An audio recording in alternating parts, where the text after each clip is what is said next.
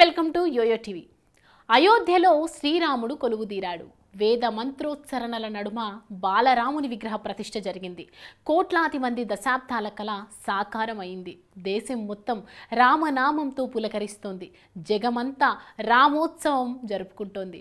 జాతీయ అంతర్జాతీయ ప్రముఖులు అయోధ్య రామమందిర ప్రాణ ప్రతిష్ఠ ఉత్సవానికి తరలి వెళ్లారు. అయోధ్య రామాలయం కోట్లాది మంది ఆకాంక్ష, సుదీర్ఘ పోరాటం, న్యాయ వివాదాల తర్వాత అయోధ్యలో రామాలయం ప్రారంభమైంది.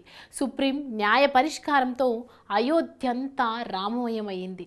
అయితే ఈ రామాలయం వెనుక ప్రధాని మోడీ 32 ఏళ్ల నాటి శపథం ఉంది.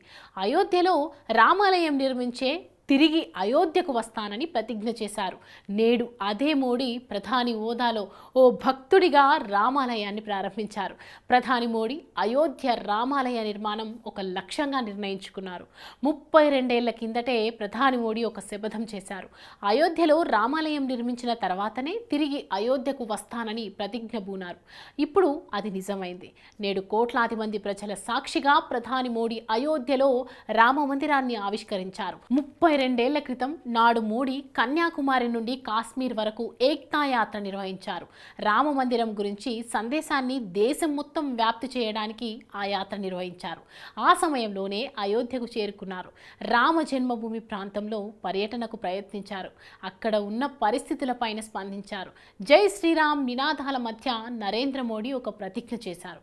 అయోధ్యలో రామ మందిరం కట్టినప్పుడే తిరిగి వస్తానన్నారు. అది నిజమైంది. సుప్రీంకోర్టు తీర్పు తర్వాత అయోధ్యలో రామాలయం కోసం ప్రధాని హోదాలో మోడీనే భూమి పూజ చేశారు.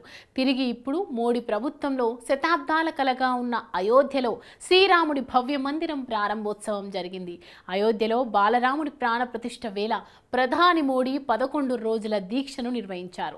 దేశవ్యాప్తంగా ప్రముఖ ఆలయాలను సందర్శించారు.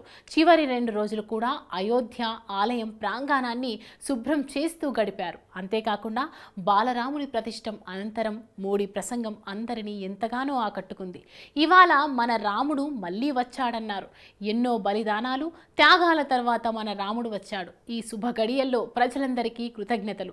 గర్భగుడిలో ఇప్పుడే ప్రాణప్రతిష్ఠ కార్యక్రమం నిర్వహించాం. మన బాలరాముడు ఇక నుంచి టెంట్లో ఉండాల్సిన అవసరం లేదు.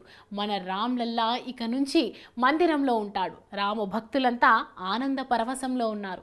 దేశ విదేశాల్లో ఉన్న భక్తులంతా సంతోషాన్ని వ్యక్తం చేస్తున్నారు. 2024 జనవరి 22 సాధారణ తేదీ కాదు, కొత్త కాలచక్రానికి ప్రతీక. బానిస మనస్తత్వం వదిలి సగర్వంగా తలెత్తుకొని చూస్తున్నారని మోడీ వ్యాఖ్యానించారు.